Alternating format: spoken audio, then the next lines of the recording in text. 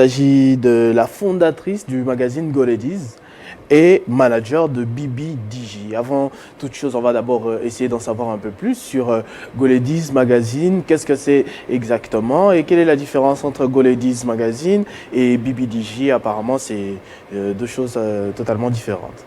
Pas très différentes, mais qui se rapprochent quand même. Go Ladies, c'est un média en ligne pour femmes qui a été créé depuis 2016. L'objectif, c'est de mettre en avant des femmes qui se démarquent dans différents domaines, mais surtout motiver la jeune femme à réaliser ses rêves et donner un peu un coup de pouce. Et donc BBDJ, c'est un programme d'une entreprise de la place, dont je me tais quand même le nom. Donc c'est un programme axé sur la jeune fille et le digital. Aujourd'hui, on sait tous l'importance du digital, et donc nous, on est plutôt axé sur la jeune fille pour lui sensibiliser sur l'importance du digital, mais aussi le former par rapport à cet outil qui devient de plus en plus indispensable. C'est vrai que c'est différent, mais ça a apparemment un même fond. Dans votre discours, on entend ce concept de motiver la jeune fille, motiver la femme. Parce que, à votre avis, il y a cette démarche de vouloir sous-estimer la jeune fille encore aujourd'hui dans cette société, on va le dire comme ça, paritaire, puisqu'elle est prônée. Le chef de l'État, par exemple, Félix Tshisekedi, a milité pour que la femme soit suffisamment représentée dans le gouvernement. Tout à l'heure, les femmes occupent des postes de responsabilité, parmi les plus hauts postes. Est-ce que vous pensez que ce n'est pas déjà assez? Il en faut encore un peu plus, peut-être carrément un président de la République femme? Ça serait pas mal. Mais après, aujourd'hui, oui, le chef de l'État est en train de militer pour avoir un peu plus de femmes dans les postes de décision. Mais il faut dire qu'on ne compte que 17% des femmes dans le gouvernement contre 83%. Justement, quand on fait les calculs, on a des femmes VPM, on a des ministres d'État, c'est déjà très haut. Les femmes volent maintenant très haut, plus que les hommes. Elles ont pratiquement rien à envier à des hommes et elles se débrouillent très bien, on les entend, elles haussent le temps. On peut aller de l'autre côté dans son cabinet privé, parmi les conseillères, on voit les femmes. En communication, voilà. Mais je pense que c'est vrai qu'elles sont des postes de décision, mais je pense que 17% contre 83% d'hommes, je pense qu'il y a quand même du chemin à faire. Est-ce qu'il n'y a pas un faux débat actuellement autour de ce sujet? Il y en a qui disent de plus en plus que les femmes ou les jeunes filles cherchent à se juste victimiser à outrance pour pouvoir se vendre, trouver un sujet à débattre, et pourtant elles sont là, elles sont dans les mêmes conditions que les hommes. Il y en a qui excellent même plus que les hommes, mais il y en a encore aujourd'hui qui sont derrière des organisations. Je ne vais pas dire vous parce que vous êtes en face de moi, je l'aurais dit si vous n'étiez pas là, dans les organisations pour promouvoir la jeune femme. Mais est-ce qu'elle n'est pas déjà à sa place actuellement? Est-ce que vous pensez que la femme souffre encore d'inégalité dans le monde d'aujourd'hui, dans le Congo d'aujourd'hui? Bien sûr, bien sûr. Si justement vous évoquez le fait qu'il y a un débat par rapport à ça, c'est parce qu'il y a un problème. J'ai souligné tout à l'heure qu'aujourd'hui, c'est vrai que les femmes occupent des postes de décision dans le gouvernement, mais il n'y a que 17% des femmes. Si on va à l'Assemblée nationale, on ne compte que...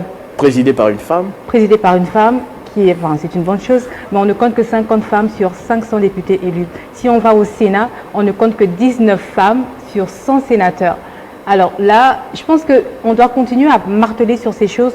Pas pour se faire... À qui la faute en fait? Est-ce que ce n'est pas voulu? Est-ce qu'il n'y a pas une toute petite fainéantise dans la femme? Est-ce que vous pensez vraiment qu'on ne lui fait pas confiance, ou c'est elle-même qui ne bouge pas assez pour occuper la place qu'elle mérite? Je pense que vous avez vraiment évoqué le mot qu'il faut, elle ne bouge pas assez. C'est justement pour ça que j'ai créé ce média, pour motiver les femmes. Parce qu'une chose est vraie, les femmes souffrent d'un manque de confiance en soi. La plupart des femmes, en tout cas, souffrent d'un manque de confiance en soi. Je suis personnellement passée par là et je sais ce que ça fait de ne pas avoir assez confiance en soi, d'avoir la peur d'oser, la peur d'aller au-delà de ses limites. Je sais qu'il y a aussi des hommes qui ont quelquefois de manque de confiance en eux, mais ce n'est pas assez fréquent que chez les femmes. Et donc les femmes compétentes en RDC, ça ne manque pas. Il y a des femmes très intelligentes, il y a des femmes qui sont capables d'occuper des postes de décision, comme on le voit aujourd'hui. Mais il y a cette peur, en fait, qui leur empêche d'oser, qui leur empêche de faire le pas, qui leur empêche de prendre la parole, qui leur empêche d'aller vers ce qu'elles veulent. Et ça, c'est un problème. Et on doit continuer à en parler, on doit continuer à marteler pour qu'elle puisse se lever. Et vous parlez de votre peur, de votre doute au passé, c'est-à-dire que vous avez pu dépasser cela et que vous avez peut-être atteint vos objectifs, ou vous êtes en train de les atteindre petit à petit. Oui. Mais est-ce que ce n'était pas déjà assez? Qu'est-ce qui vous a poussé, au-delà de sortir de ce problème personnel, le vôtre, de vouloir motiver les autres femmes? Est-ce que ça ne vous déconcentre pas un tout petit peu dans votre démarche personnelle? Est-ce que vous pensez que vous êtes déjà suffisamment chargé pour aider les autres? Ou bien Goledis, Bibi, Digi et tout ça, c'est juste un conseil? Donc on se retrouve, on échange d'idées, il n'y a pas de leader, il n'y a pas de perfection. On est en train de se compléter entre jeunes femmes voulant émerger dans la société. Je pense qu'on est en train de se compléter. Si j'attends être complète, peut-être que je ne le serai jamais.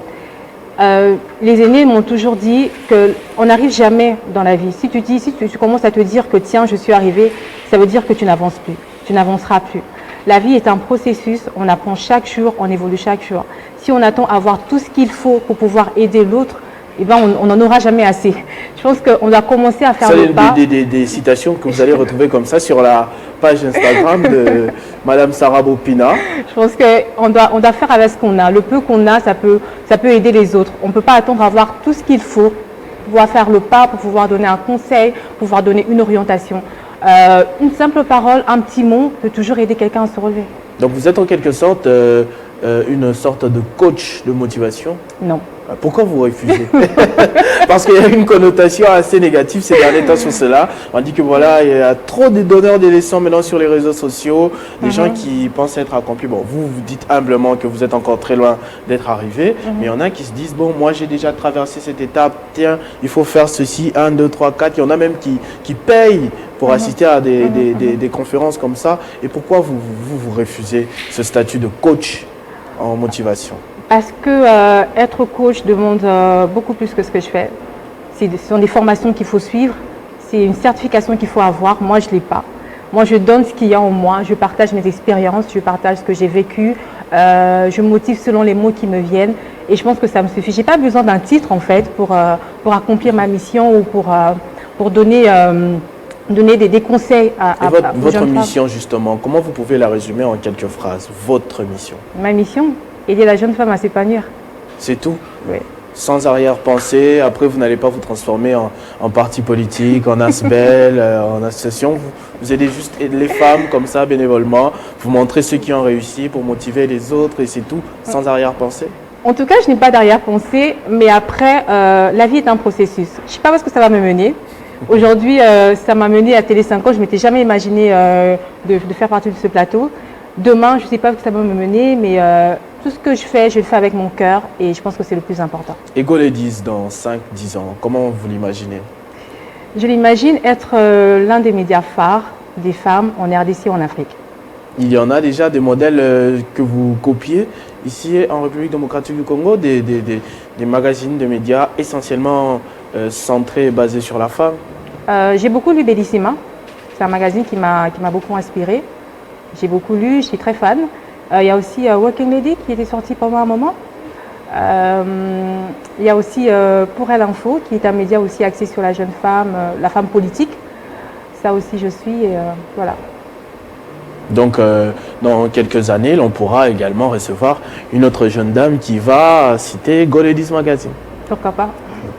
Et quant à Bibi Digi, parce que là on parle du digital, vous pensez qu'il s'agit d'une arme, d'un allié qui pourrait aider la jeune femme à s'épanouir davantage? Mais par quel mécanisme, quand on connaît l'usage des réseaux sociaux ici en République démocratique du Congo, on sait comment on l'utilise déjà. Internet n'a pas assez de taux d'incubation dans la population et quand on l'a, on sait comment on l'utilise, c'est-à-dire Facebook, quelques insultes, quelques photos de sa tenue ou quelques... Comment ça peut développer le fait de faire ça à votre avis? C'est justement parce qu'on a eu une mauvaise définition du digital. Aujourd'hui, les gens pensent que le digital, c'est le réseau social, alors que le digital et les nouvelles technologies, c'est un domaine très très large. Dans le digital, on voit les nouvelles technologies, il y a la communication, il y a la cybersécurité dont on n'en parle pas assez, il y a l'électricité, il y a l'informatique, c'est vraiment un domaine très vaste. Aujourd'hui, si on reste cantonné sur le fait de se réveiller chaque matin, de poster sur les réseaux sociaux pour avoir des likes qui ne rapportent pas de l'argent, alors là, on passe à côté. Si on s'est décidé de sensibiliser la jeune fille congolaise sur l'usage digital, c'est parce qu'en fait, sous d'autres cieux, il y a des personnes qui gagnent leur vie parce qu'ils ont une entreprise en ligne. Et ici, c'est vrai que ça commence à venir, mais ce n'est pas encore le cas, surtout avec la jeune fille congolaise. Et donc, nous, on veut dire à la jeune fille, ce que nous disons à la jeune fille, c'est que tiens, aujourd'hui avec ton téléphone, tu peux te faire de l'argent. Aujourd'hui avec ton téléphone, tu peux créer une entreprise. Aujourd'hui avec ton téléphone, tu peux répandre des valeurs dans la société. Et donc, et surtout qu'Internet coûte super cher dans notre pays, ça serait vraiment pas intéressant de dépenser chaque jour 2500 francs sans rien gagner, pour $1 sans rien gagner en retour.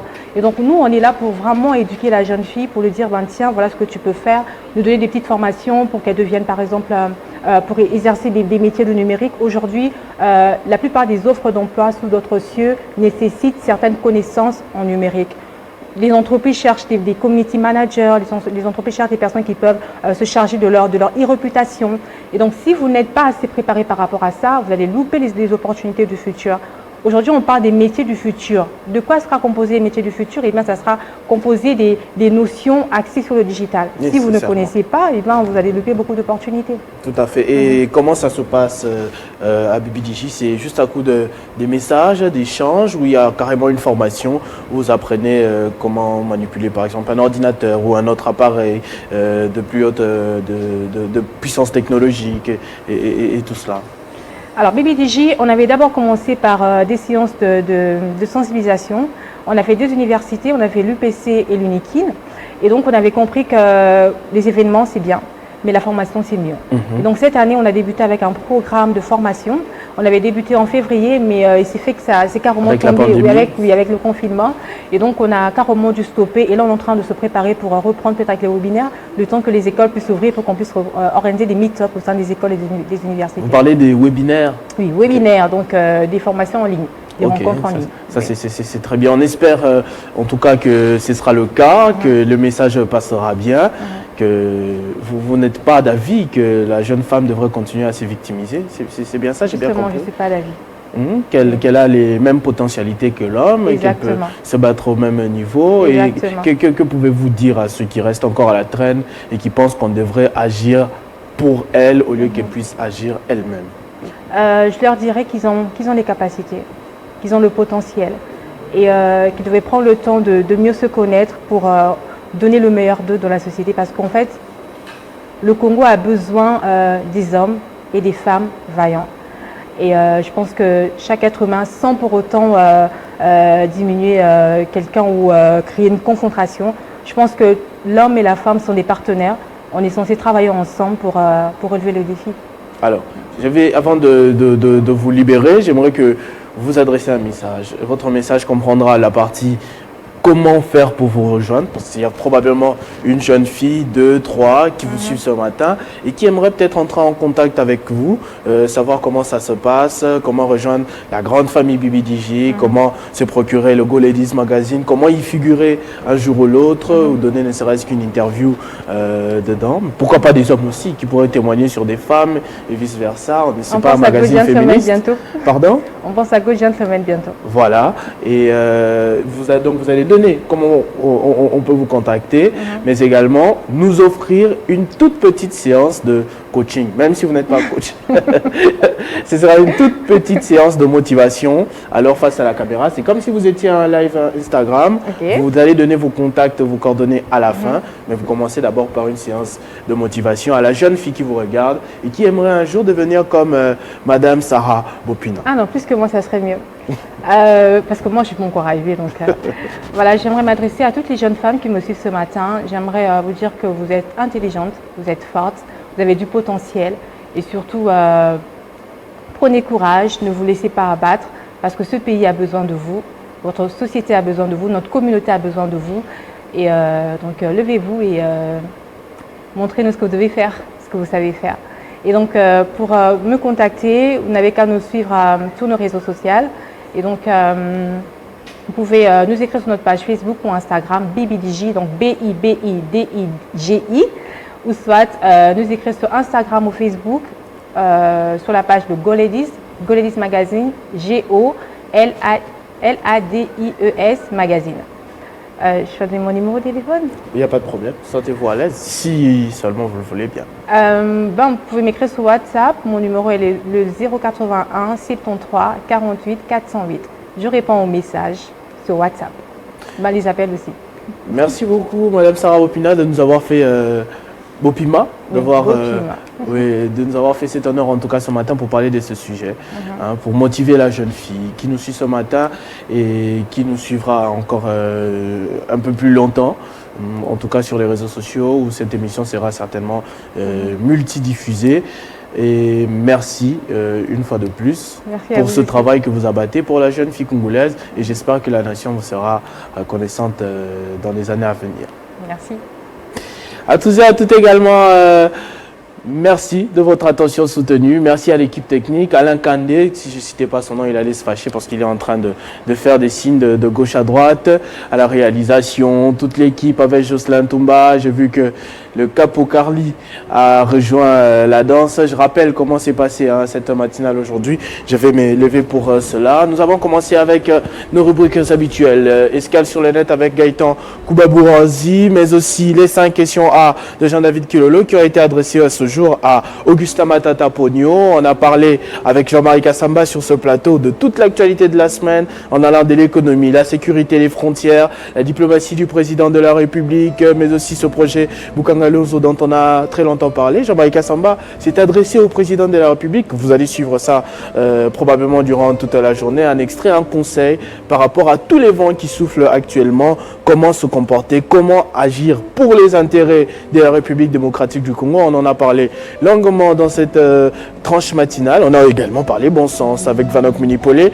L'usage du téléphone entre couples, entre hommes et femmes. Comment ça se passe, comment éviter les dégâts, les dérives et comment répartir les différentes responsabilités. On a parlé sport avec Christian Boukaya de l'autre côté, FC Renaissance, Ligue de Champions ce soir. Il supporte le Real de Madrid et également la Fédération de volley qui reprend ses activités après une longue période de pause. On a fini en beauté avec Madame Sarah Bopina avec qui on a parlé de la femme, la jeune femme, comment le digital peut aider à ce que la femme puisse se développer, comment utiliser efficacement cet outil, cette arme, parfois de destruction massive, mais qui peut parfois vous aider, cette arme que vous pouvez utiliser pour vous défendre. On a parlé, elle est fondatrice du magazine Go Ladies, mais également manager de Bibi Digi. Merci beaucoup en tout cas d'avoir été avec nous, d'avoir accordez votre totale attention à cette tranche matinale. On va se retrouver le vendredi prochain, je l'espère, avec le même plaisir. Vivez heureux, vivez sans temps.